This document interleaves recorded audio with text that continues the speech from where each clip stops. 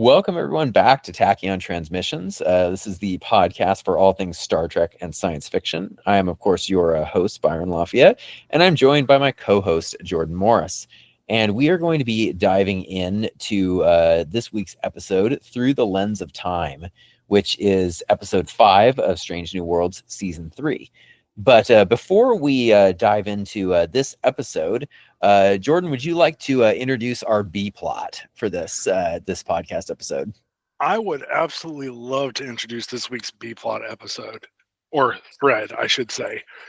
So it came out, I'd say Friday last week, that former producer and writer Mike Sussman, who worked on Voyager, Enterprise, maybe a little Deep Space Nine, I don't exactly recall, has been talking with Scott Bakula, and they've been working. It started as a joke, but they actually realized they had a workable story about what they're deeming Star Trek United, which is basically set in the late 22nd century during Jonathan Archer's term as Federation president.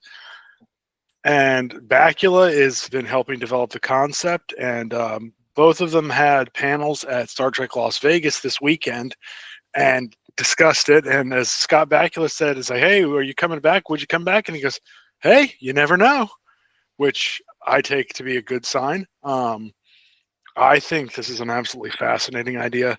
Basically, just to give it a breakdown, in the Enterprise two-parter In a Mirror Darkly, when the Mirror Archer gets control of the USS Defiant through the Folian web, they look in the historical database, because it's from 100 years in the future, and it shows on screen, so it's canon, that Jonathan Archer served as a Federation counselor for a few years, and then was, like, I believe, was the first president of the United Federation of Planets from 2184 to 2192.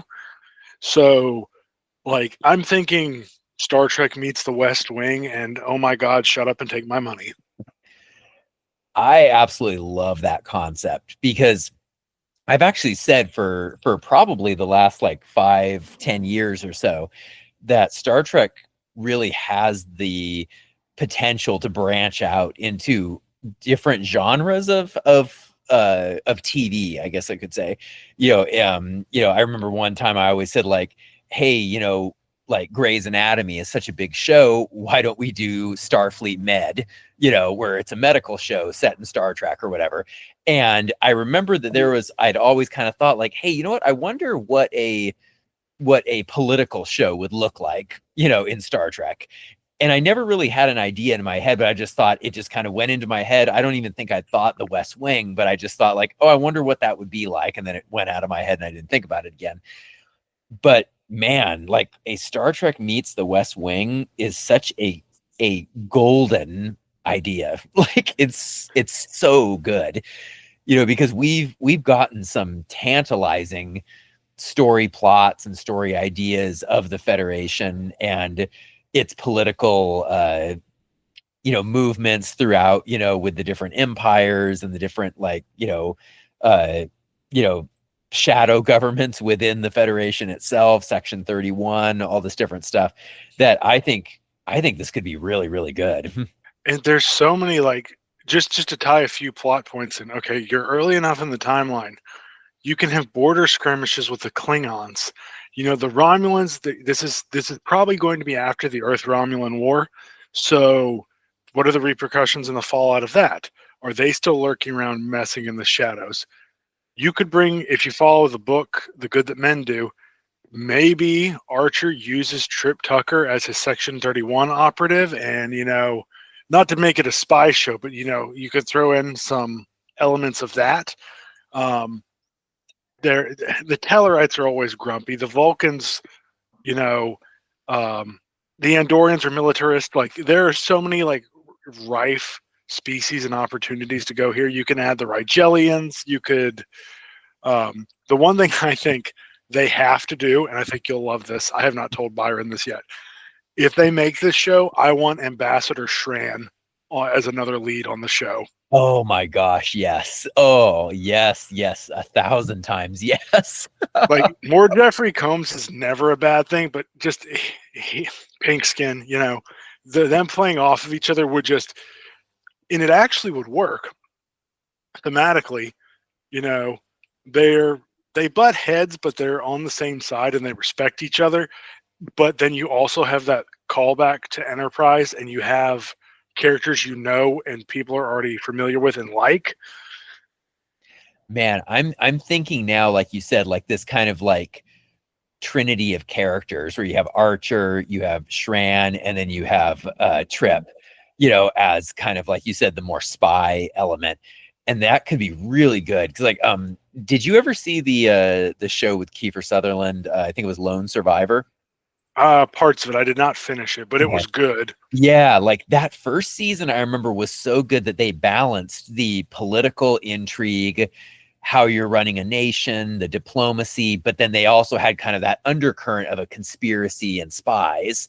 And I feel like if they kind of took that general idea for Star Trek United, it could be a killer show. Absolutely killer. Yeah, and I do think this comparison's a bit overused recently, but they're basically saying this could do for Star Trek what Andor did for Star Wars, which a lot of people have been comparing a lot of different things to Andor lately, which fair. But from that perspective, I don't think they're wrong. It would just, I don't know. It's such a different take, but with enough classic and familiar elements, I think this could absolutely just easily work for multiple seasons. Absolutely, because I feel like Paramount and Star Trek got a taste of the prestige television with Picard season 3. That you could tell they were really trying to go the prestige television route with the whole series of Picard.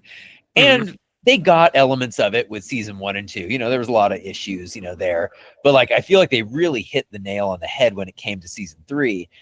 And, I feel like with something like Star Trek United, like you said, this could really bring that prestige and/or feel, to Star Trek. I mean, this could be, an awards contender at the Emmys.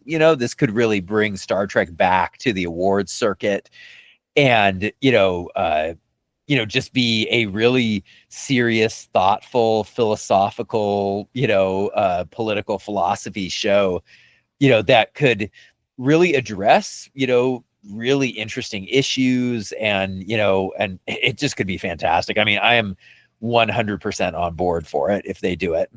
I mean, can you imagine if they brought in if there's a conflict with like a Klingon and there's a Klingon ambassador, could Paolo Giamatti play his Academy's character's ancestor, or Absolutely. could you get another A-lister to come in and be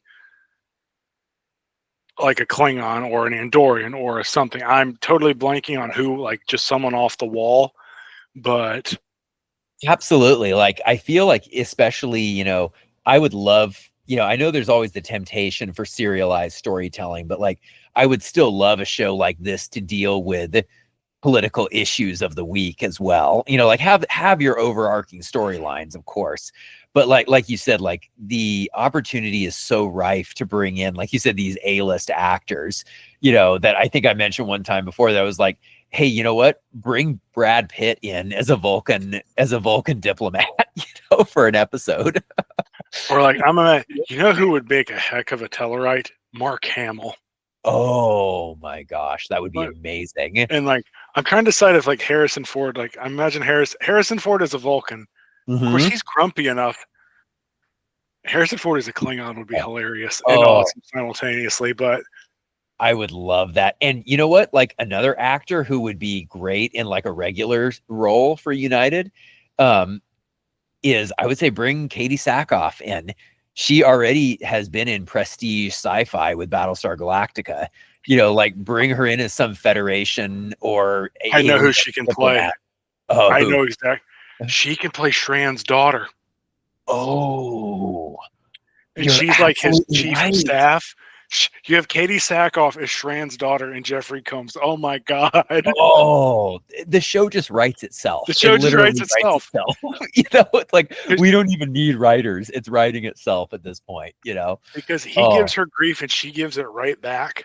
Oh, you know what? I am going to tweet that to her because she has already been like on her. I don't know if you listen to her podcast at all. But like she has already come out and said like she wants to be on Star Trek. She has said like my phone is right here. Somebody call me. I will play anything. I will do anything.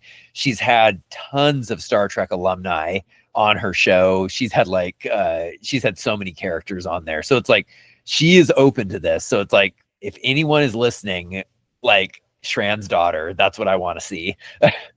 Just make sure you tag me in that tweet. Oh, I will. I absolutely will. And you know, that would be amazing. Now, you know, one thing that I wonder about, you know, again, this is kind of like my marketing brain kind of going off here, that I think it's really interesting how in the course of probably the last like 2 or 3 weeks, we have had these air quotes casual drops of potential new shows. We've had Star Trek Year One, and now we've had Star Trek United. And you know, a lot of people are like, "Oh yeah, you know, it's these like showrunners. They're taking it to the fans to get like, you know, support." And I definitely think that that exists and that's true. But it also makes me wonder too if maybe some of these pitches have already happened, you know, with Paramount, and Paramount is saying like, okay, let's drop some of this info and let's see how people react to it. And let's see what they get more excited for. Like, Sure. You know, I think that that happens. And I'm almost wondering if that is kind of what's going on right now with this. Because, you know, yeah. Yeah. No, sorry. Forgive me. It's almost like open season. Now that Skydance is in control, like you don't know exactly what's going to happen. So it's like, it's time to, if you're going to shoot your shot, now's the time to shoot your shot. I know for a fact that Mike Sussman, it wasn't so much a series pitch, but it was a conceptual meeting he had with Secret Hideout and Kurtzman and the higher ups. And they said, oh, there's some overlap with Starfleet Academy. We're not going to do that. So, gee, thanks, Alex Kurtzman. You just have to keep crapping on Trek. Yeah. I try not to hate on the guy, but I'm like, we could have had Captain Archer back as president. Like, you jackass. Yeah.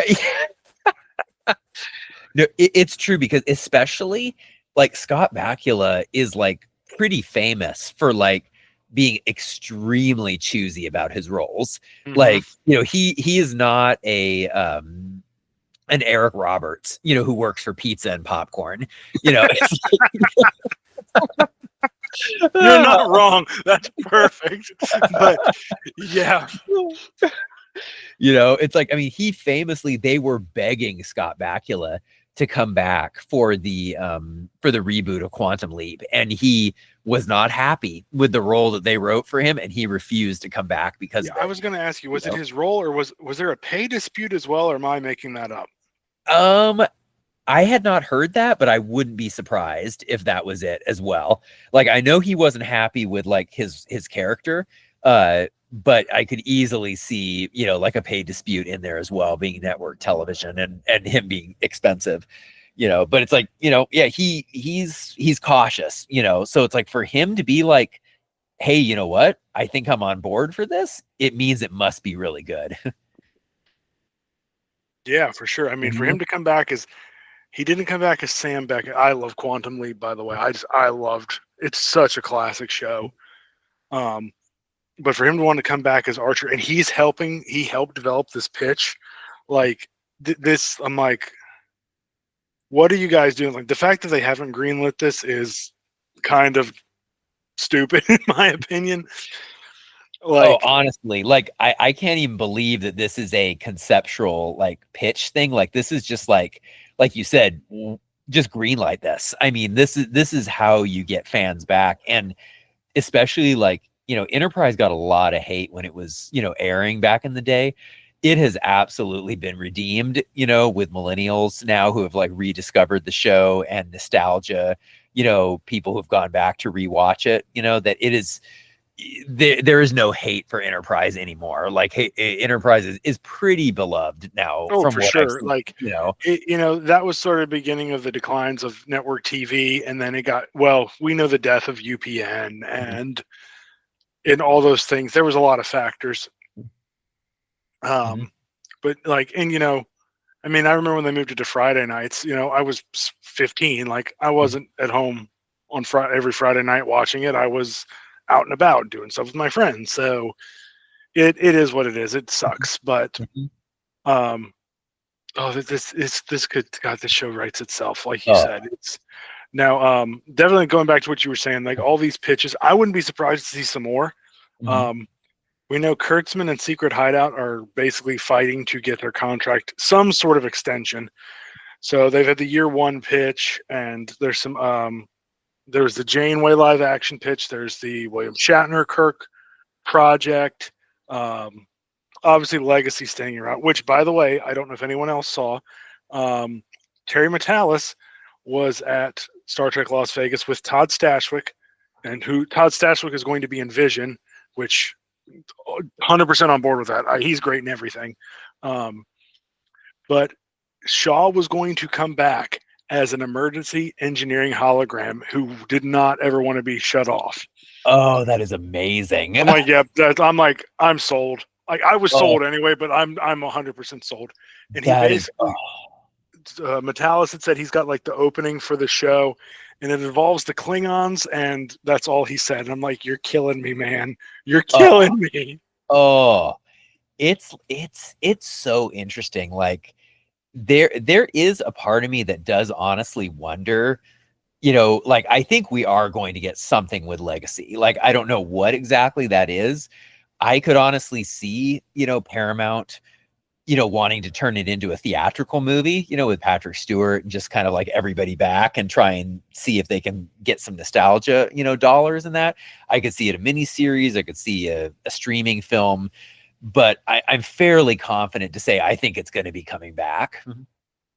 In one form or another, I agree. Like, it's been talked about too much. There's too much hype for it. Like, I don't know. If you want to do a couple of streaming movies, just as test beds, okay, hey, we're not sure about all these pitches. You can make 1-2 hour movie. We'll give you a, I don't know, $20-30 million budget and go from there. Of course, Section 31 may have killed that, but it'll be curious to see for sure. Yeah. Like, I almost feel like possibly like the whole Star Trek year 1 pitch might honestly work better as a streaming movie, potentially. Streaming movie or miniseries for sure. Because there's like a whole show, because they're going to want to stretch it out, and you can only stretch, like, if it's going to be year 1, it's going to be 1 season. Yeah. You and I have talked about that. Like, that's a limited series in my mind. But let me ask you this. I kind of hijacked it with the whole Legacy thing. If you had to pick one, I'm putting you on the spot. Oh no. Do you prefer, would you rather see year 1 or would you rather see Star Trek United? Oh, it's like, this is about Star Trek. We have to have the tough questions like they do in the show. It's absolutely true. We have to have the tough questions. Okay.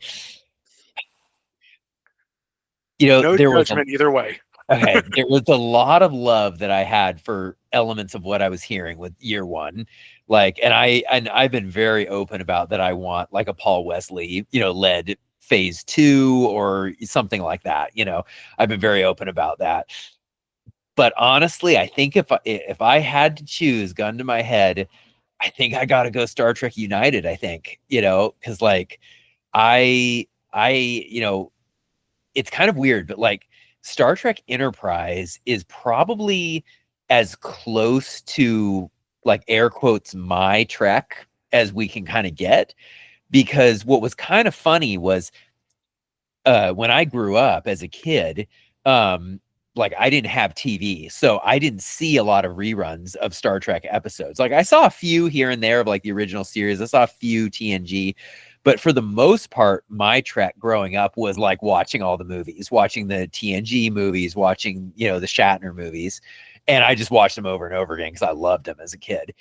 And so it was kind of interesting that like once kind of streaming came out and like all of these shows were available, I decided to kind of watch Enterprise first as kind of this like a little bit of like chronological before I went to TNG and the other ones. And so kind of like my first big Star Trek TV experience was with Enterprise. And like I kind of have a connection to that with Archer and everything. So yeah, I think I got to go Star Trek United. Yeah, I think I do too. As much as I'm with you. I like the Phase 2 idea better. I want Paul Wesley, and I want this cast back, but let's go ahead and just jump ahead. You don't write yourself into a corner. Okay. You don't have to jump into the small box that is year one. Don't leave the original series alone. You can do a separate project on Phase 2, and you can run it as long as you want because you got plenty of time.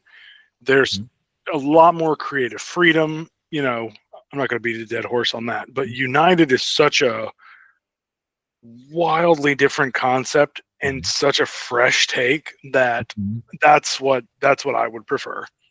I completely agree. Yeah, and I think you absolutely hit the nail on the head when you said fresh. It is a fresh, bold, new idea. That I mean, it could honestly bring a lot of new fans, into the fold because you're bringing in all the old Enterprise fans and people to watch it. But then you're also getting people who liked House of Cards, who liked West Wing, who liked Lone Survivor, who liked all these political shows. And they're like, hey, you know what? Maybe I'll check out that political sci-fi show. I honestly can't think of another political sci-fi show that's ever existed, honestly. I'm trying to think. I haven't watched enough of like The Expanse or maybe Silo or any of that. Yeah, like maybe I haven't seen The Expanse. There definitely is an element to it in Silo, which I would highly recommend. Like I think you'd actually really like it. It's a great show. Like the first season is probably as close to I could say of like a perfect season of TV. Like it is perfectly paced. Has like a great plot. Rebecca Ferguson is just like ridiculously hot. It's just like, no argument here. Yeah, it's really good. So definitely recommend it to you, Jordan, and to any of our listeners. If you haven't watched Silo, definitely go check it out. Very good post-apocalyptic show. But yeah, so definitely I'm very excited for the possibility of Star Trek United. I hope it happens. And I definitely say to everyone, how they always say, call your congressman when you want something. Well, call Paramount, Skydance, tweet them,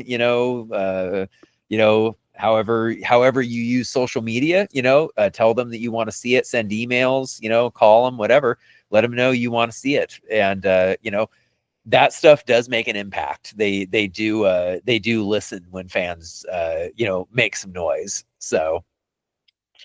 Oh, absolutely. I mean, that's how they saved the original series. That's how they saved Prodigy. Like, we got Strange New Worlds. Like, so no, it definitely makes a difference.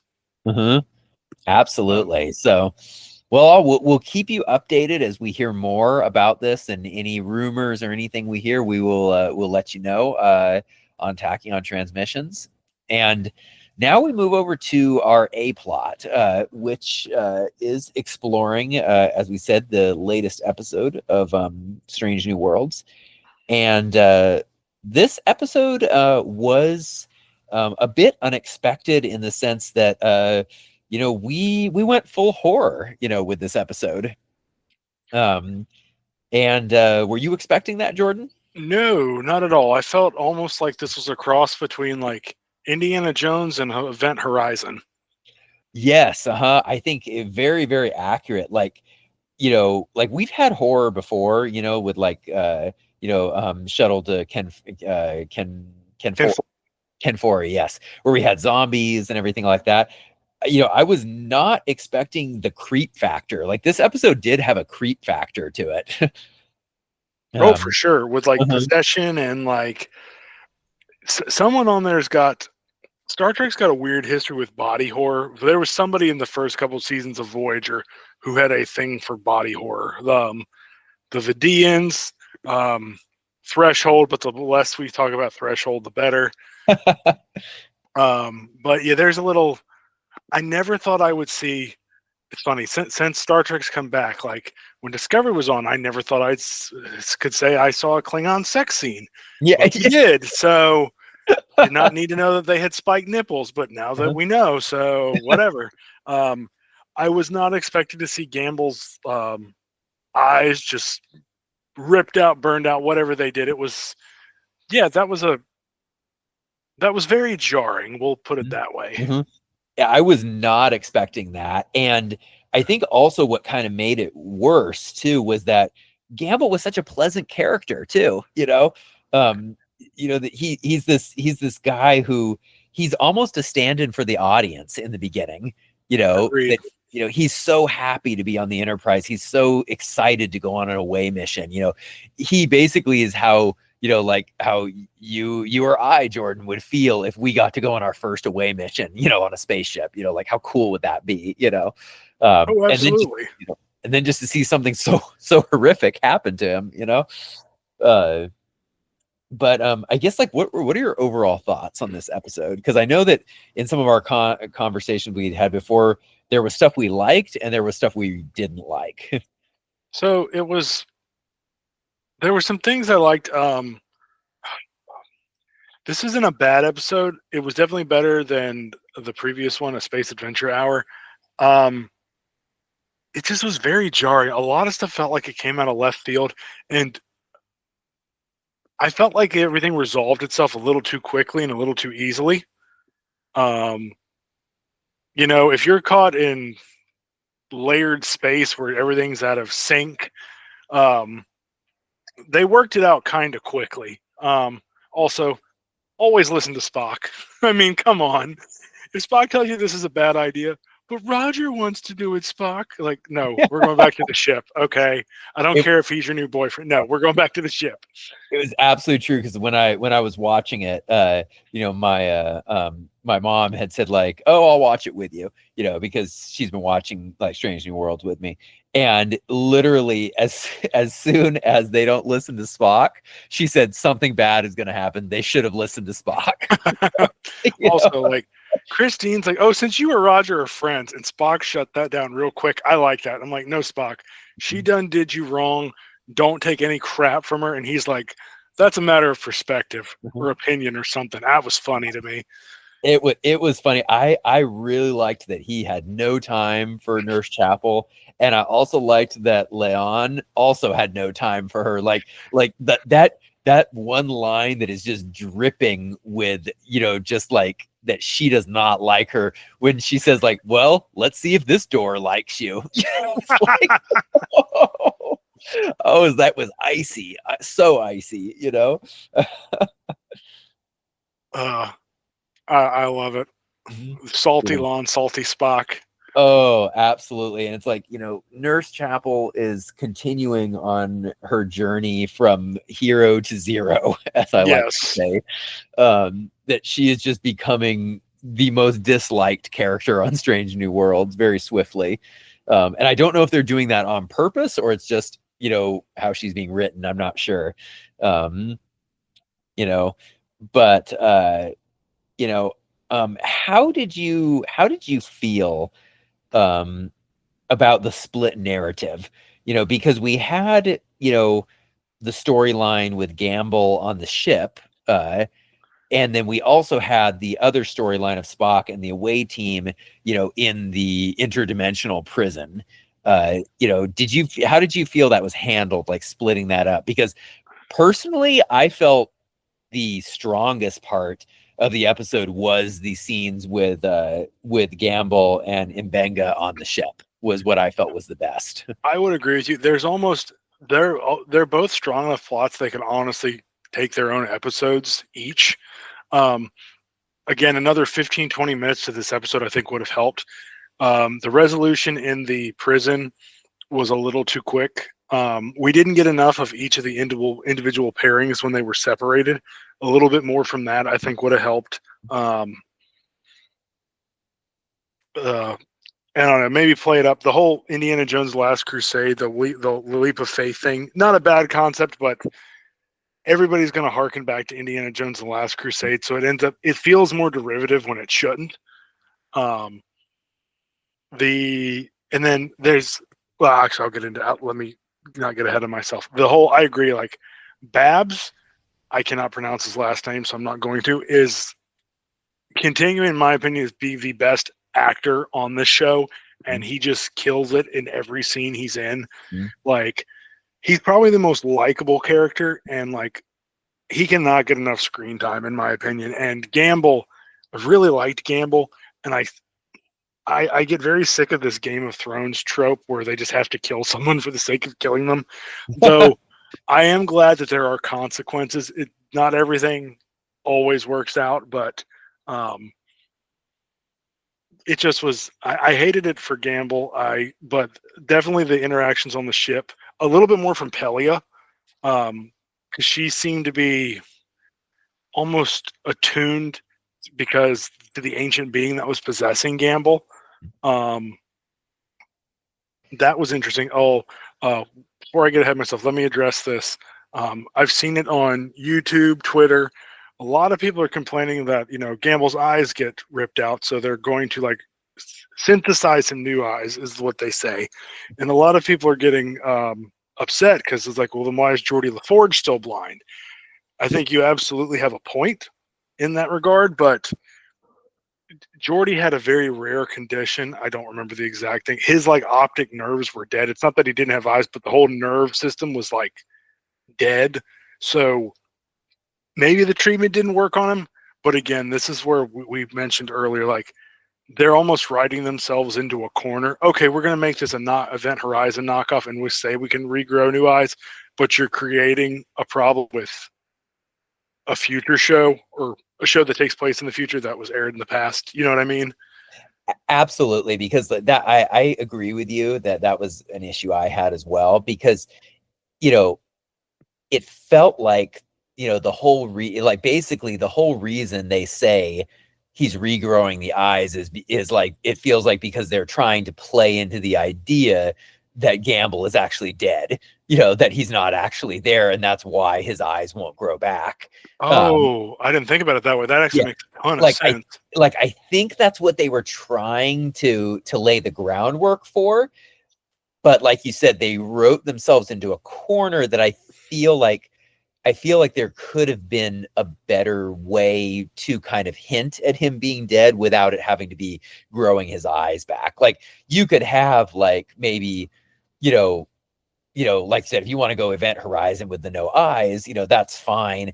But also maybe you give him a chest injury, or something, and he's trying to heal his chest wound, and he's saying it won't heal, or something like that. Like, I feel like there's some other ways they could have done it without resorting to the growing his eyes back, because it does cause problems.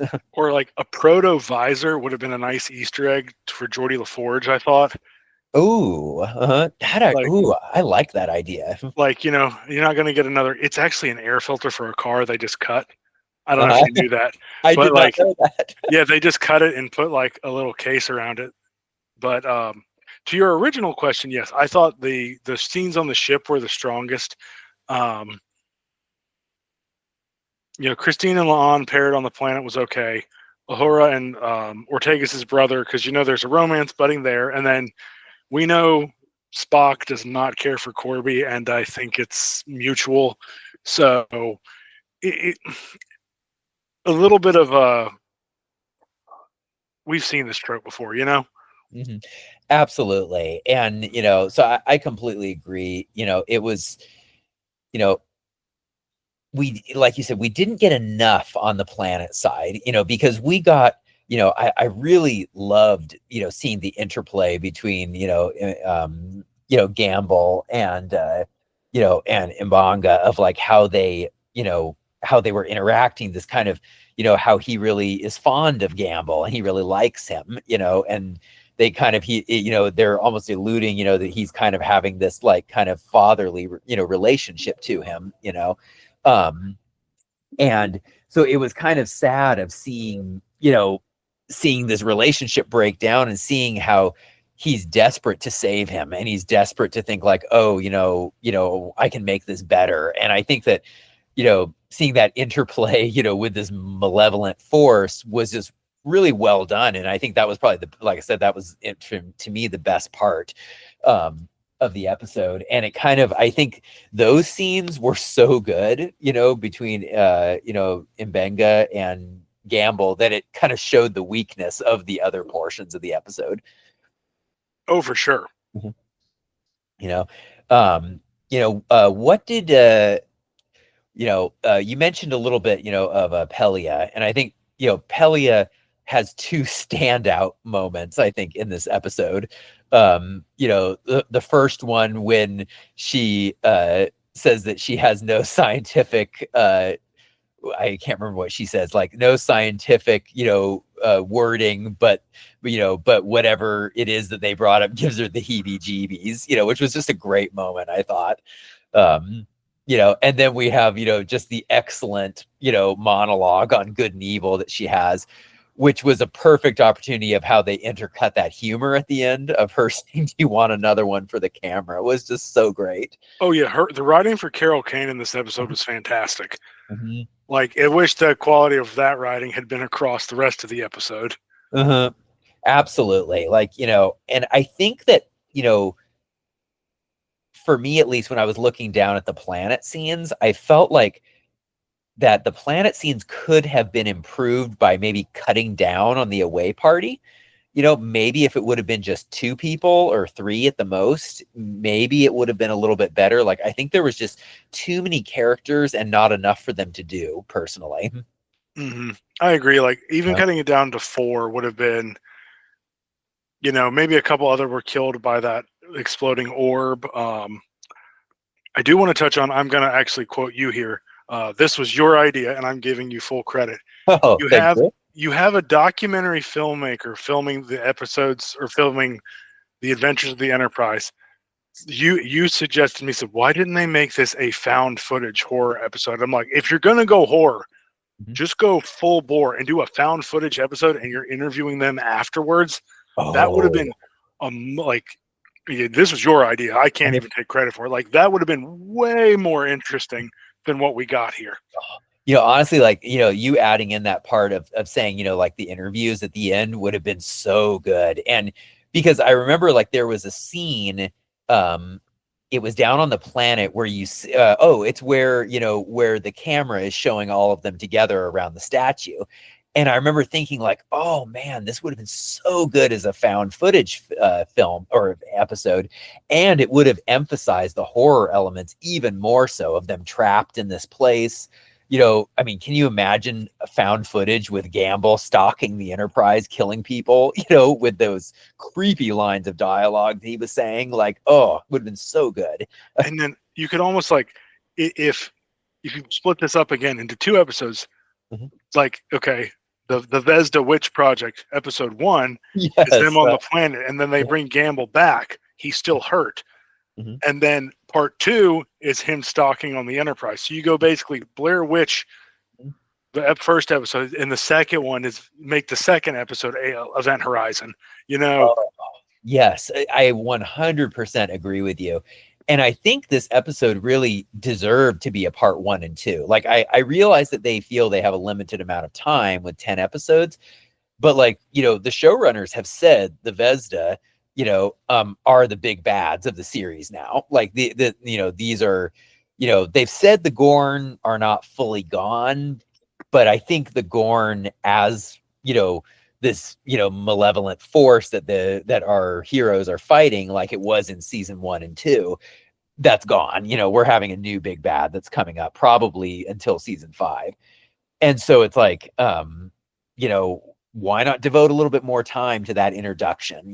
I think I agree with you. I think a 2-episode plot would have been way better. Or if you make this an hour-and-a-half episode, and you can do all that in one, because again, you don't have a limit.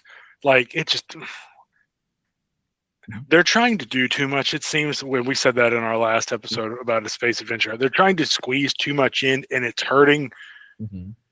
They're trying so hard to get the best of everything that they're actually shooting themselves in the foot. Mm-hmm.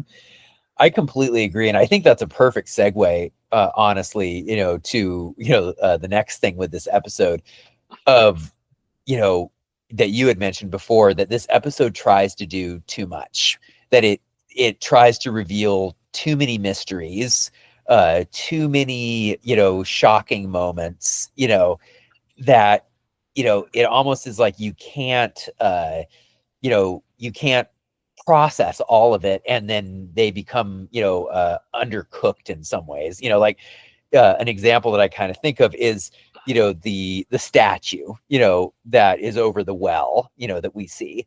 Um, we don't actually find out what that statue is, except that it is a life form, and that whatever that statue is keeping the Vesda down in the well. They can't come up because of that statue being or whatever it is.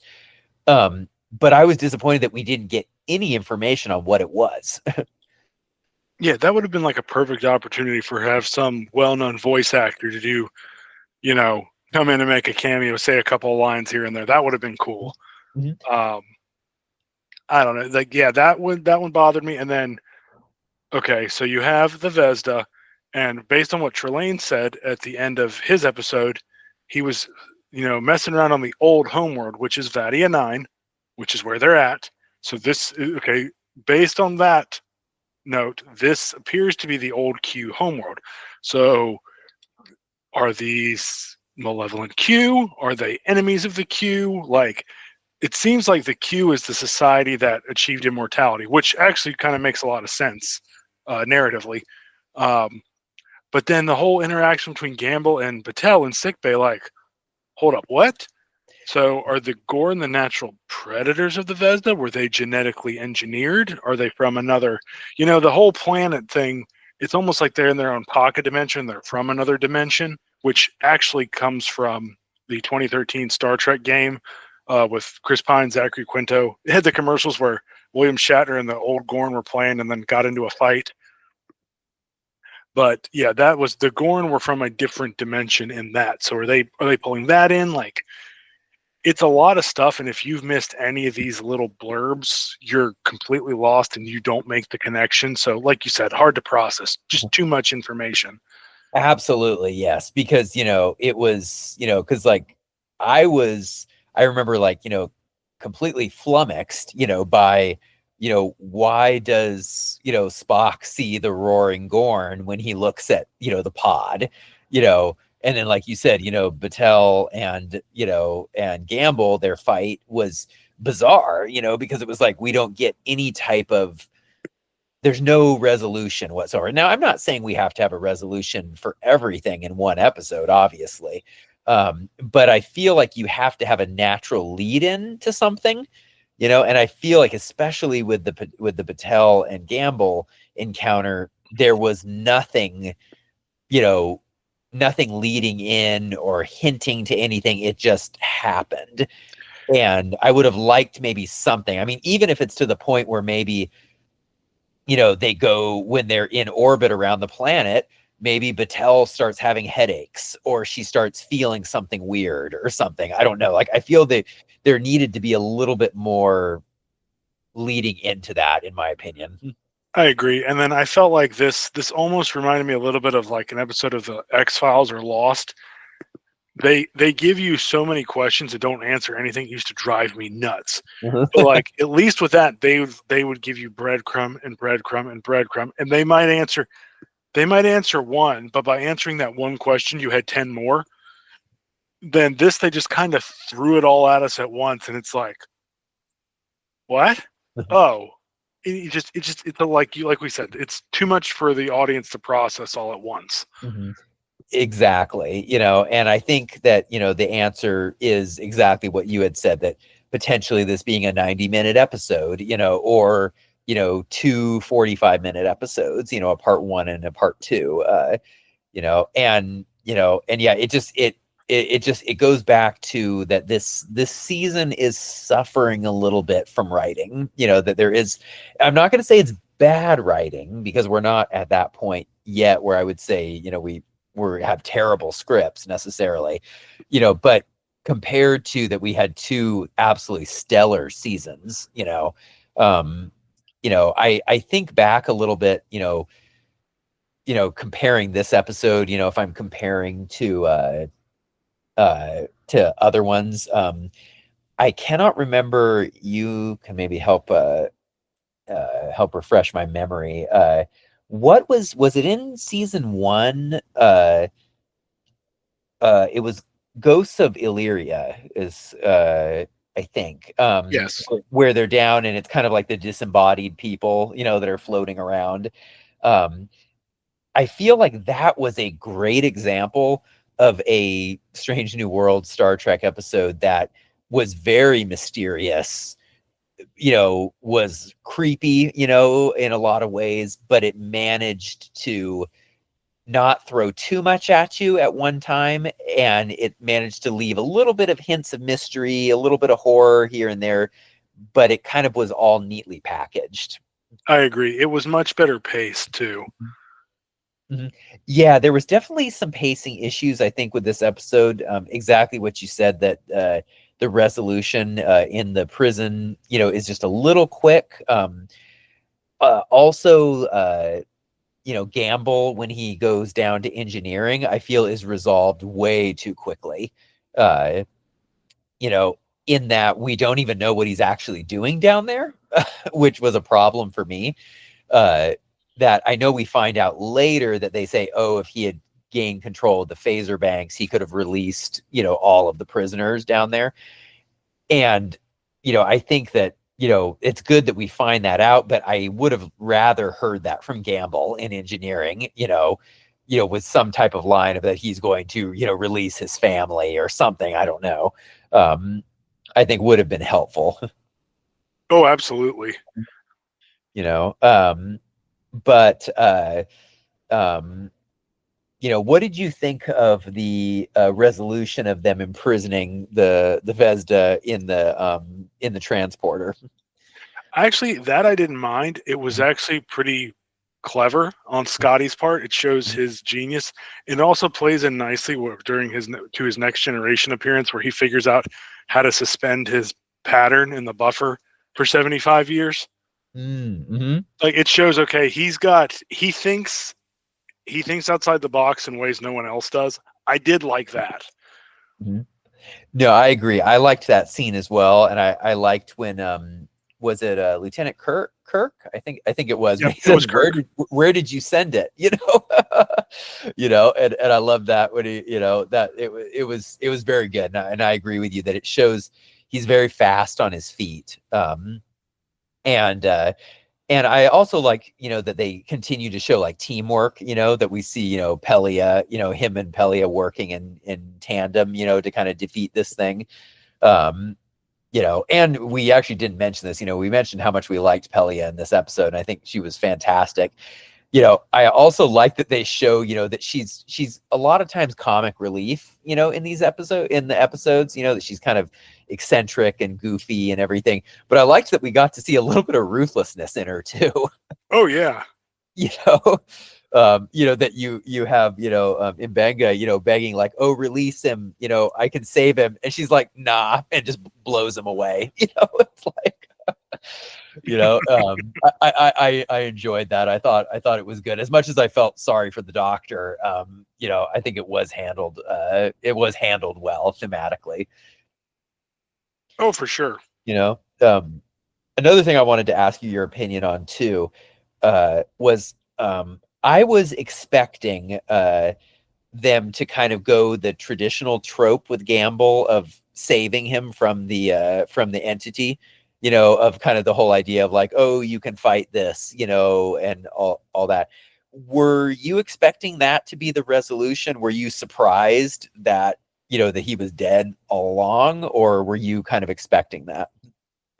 I was kind of thinking like the classic trope. Okay, part of him's still in there, and I'm like, oh, he's legitimately dead. So, to me, that's a product of Game of Thrones, because they just would kill everybody willy nilly. Um, but we could have a whole episode just talking about that. Mhm. Um, it wasn't as unexpected as it would have been to me at one time. I guess I thought, like, I will say the actor did a good job conveying like when he would alternate between Gamble and the malevolent entity, even though it was the entity the whole time that was fooling us. And that's what really helped sell Mbenga. He's like, no, I know he's in there. And Pelleia's like, no, you're too close to this. You want him to be in there, and he's not. Mm-hmm. But no, I was thinking like, oh, they're gonna save him and they're gonna banish the entity, and we'll get the nurse version of Geordi LaForge. Yeah, yeah. Oh no, absolutely. I was fully expecting that as well. But yeah, so definitely, overall, like I said, I really liked the concept of this episode. I really liked the story of it, but I just feel like it could have been done a little bit better, in my opinion. But one of the, since we always do a little bit of like theorizing, and we always do a little bit of what if we were the writers on Trek? um, do you feel, with the makeup of the crew, we talked a little bit about this, of like, that we thought maybe perhaps, a few too many in the away party. Is there any other characters that you feel maybe would have worked better in the away party down in the prison, that you would swap out with who was there? Oh, that's a great question. Sam Kirk might have been a good one to put in there, after the whole Hemmer ordeal and being on the away mission, especially because he's a xenobiologist, I believe. Like, he would have been a logical choice. And, does he have some PTSD from the whole Gore and Hemmer incident on that crash ship from season 1? Did he act out a little bit? It would have made for a little bit different dynamic. Because they really didn't give Uhura a ton to do on the planet other than be there with her love interest. That's why she was there. Yes, that was definitely there to develop their relationship. Completely agree. And I understand, why we had to have, Corby, obviously, because this is like an archaeological thing. So I kind of get that. I definitely wouldn't have minded Nurse Chapel not being there. I kind of get why she was there, but I wouldn't have minded her. A character who I actually that I think would have been really interesting to see down there would have been James Kirk. I think would have been very interesting, to kind of see, maybe a little bit of the budding, teamwork between Spock and him that we see later on in TOS, maybe see a little bit of that. And also because he's this maverick guy who's always kind of thinking outside the box. And I think putting him into a situation where nothing is as it seems and the rules of like the universe basically aren't really working in conjunction might have been interesting. I'm not sure. I like that. That would have been the people complain they just find ways to shoehorn Kirk in there would have complained, but they're going to do it anyway. So I actually like that. Kirk would have been good. Or, even too, like, okay, Spock really doesn't want to go down there, so maybe he sends Sam Kirk down, or he sends Sam and Jim, and you got to play with the two brothers. That would have been an interesting dynamic too. I like that a lot because we really haven't seen them together all that much. No, not a ton. Yeah. Oh, I like that because I really like the idea, like you said, of Sam Kirk being down there because, like you said, xenobiologist, this makes a lot of sense, so that would have worked. Oh yeah, I like that idea of seeing the brothers working together down there. I wouldn't have minded that. I think that would have been a very interesting development with that. And like I said, to me personally, I think it just would have made that part of the story more interesting because,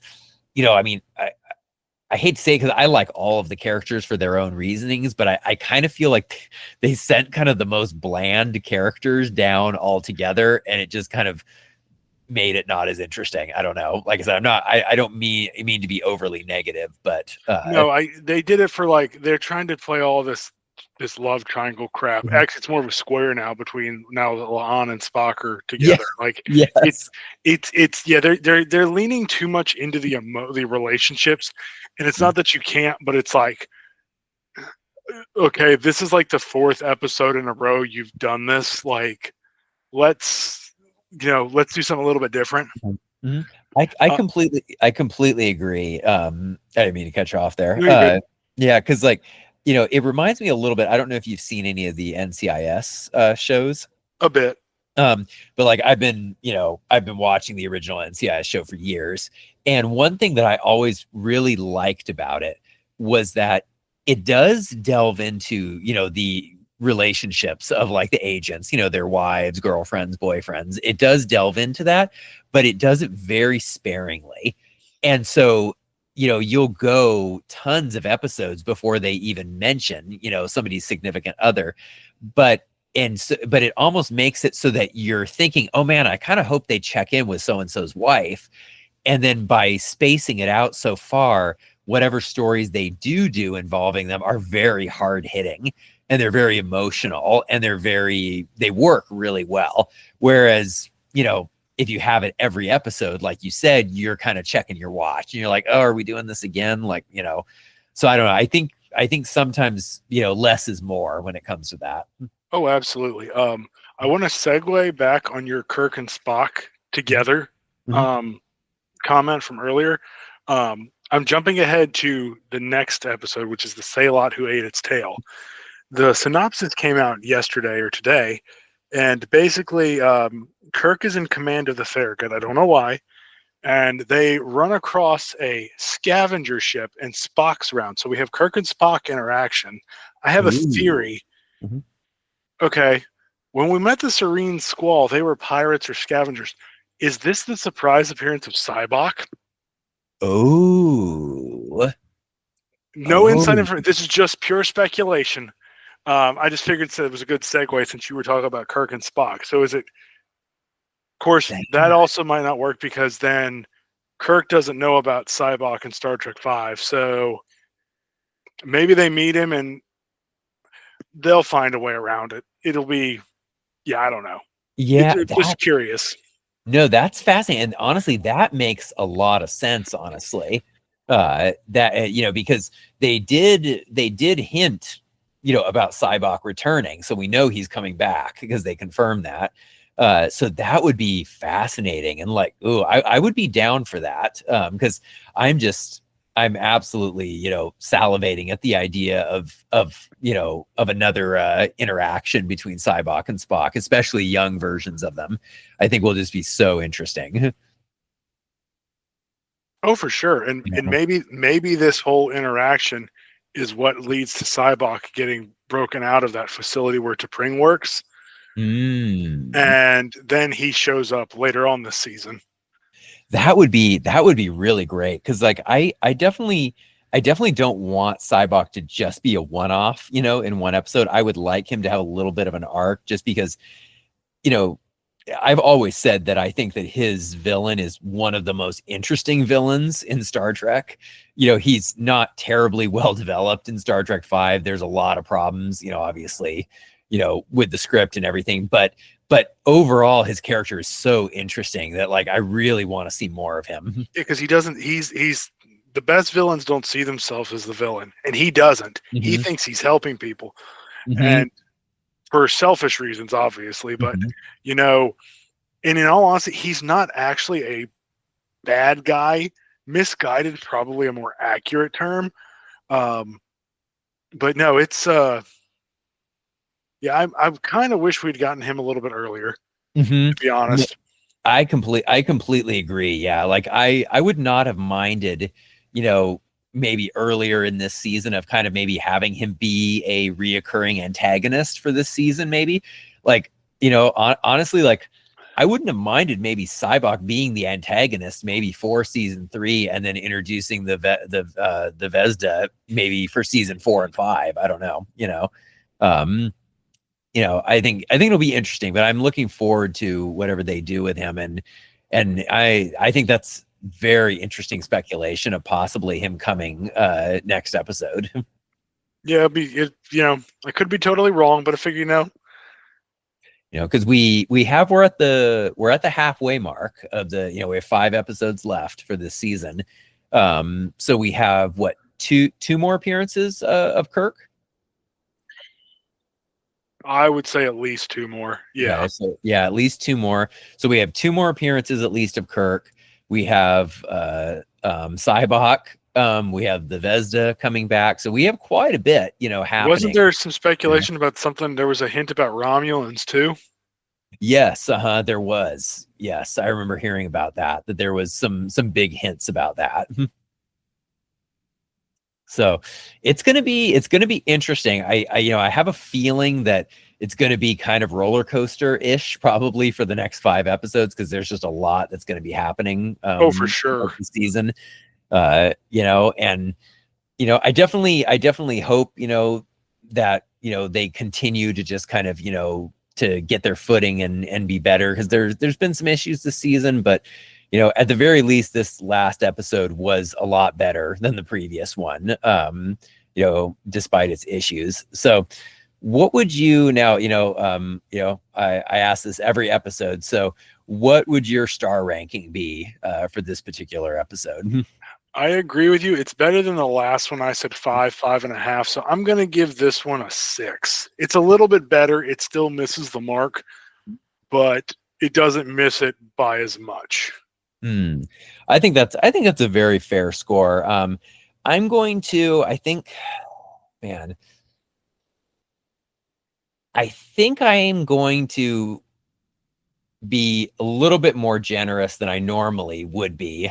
And I think I'm going to give it a 7, only because I really did like the whole, like I said, the scenes, with Gamble and, in the ship, I thought was very well done. And I am an absolute sucker for kind of the whole old gods, eldritch beings, Cthulhu, Lovecraftian type cosmic horror. And so them leaning into cosmic horror a little bit is just was very very enjoyable for me. So I think I'm going to give it a 7, because I did appreciate what they were trying to do. But unfortunately they just kind of fell short on some other things. I think if they would have knocked it all out of the park, this could have been like a 9 out of 10 episode. Easily. So but yeah, so well, everybody, thank you for joining us for this review of this episode. I hope you enjoyed it. As always, we're curious to hear, your thoughts, see if we hit it out of the park, or you think we're completely wrong, or, what you thought about this episode. Did it creep you out? Are you looking forward to the return of the Vesda, Trek's creepiest villain in a long while? And what do you think is going to happen with some of these characters going forward? So, make sure you like and subscribe, because we have more episodes on the way as we continue on through Star Trek Strange New Worlds. And, as we talk about more Star Trek news as it drops. So we look forward to you joining us next week.